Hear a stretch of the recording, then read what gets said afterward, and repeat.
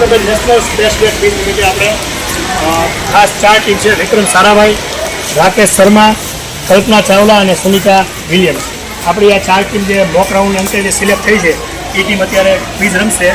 ક્વિઝના પહેલા રાઉન્ડમાં દરેક પ્રશ્નના 10 માર્ક છે. તમારો પ્રશ્ન હોય એટલા માટે જે ટીમ પાસ કરશે અને બાજુ ટીમ જવાબ આપશે તેને 5 માર્ક મળશે.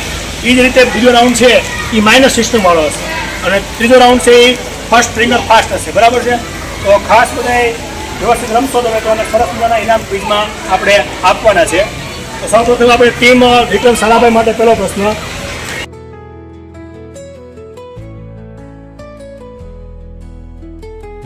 શર્મા, તમારા માટે ઇસરોનું લોન્ચિંગ સેન્ટર જ્યાંથી આપણે લોન્ચ કરીએ છીએ PSLV GSLV કઈ જગ્યાએ આવેલું છે?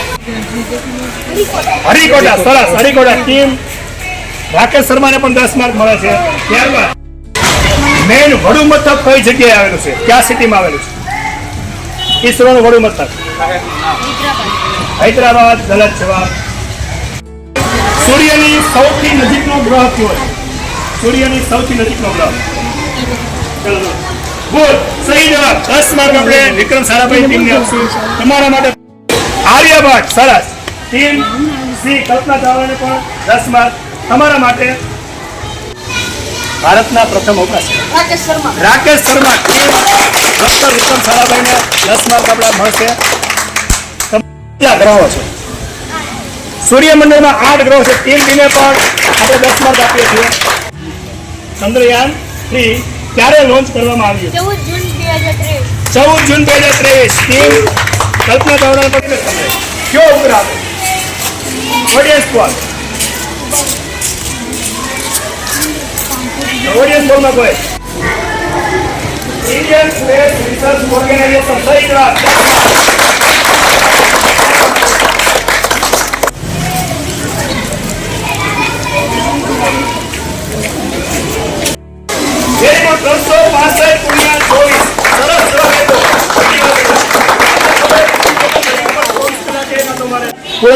બીજા રાઉન્ડ અંતે પહેલી ટીમ છે 45 માર્ક ડોક્ટર વિક્રમ સારાભાઈ, રાકેશ શર્મા છે 40 માર્ક, કલ્પના ચાવલા 30 માર્ક અને Sunita Williams 30 marks.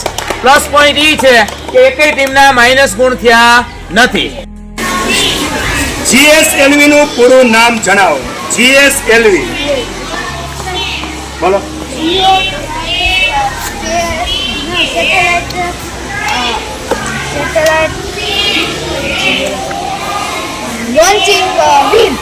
Launching vehicle. સરસ. 20 માર્ક આપો ટીમ રાકેશ શર્મા. બહુ સરસ પ્રયત્ન કર્યો છે. બીજી બે પ્રશ્નો છે. બીજી ટીમને પણ તક મળશે.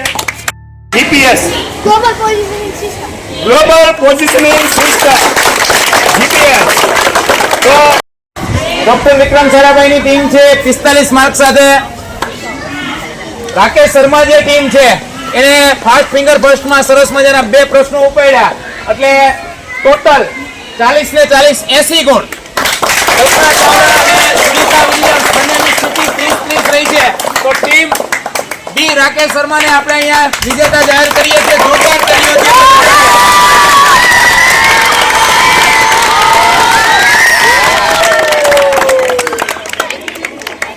ચાલો બધે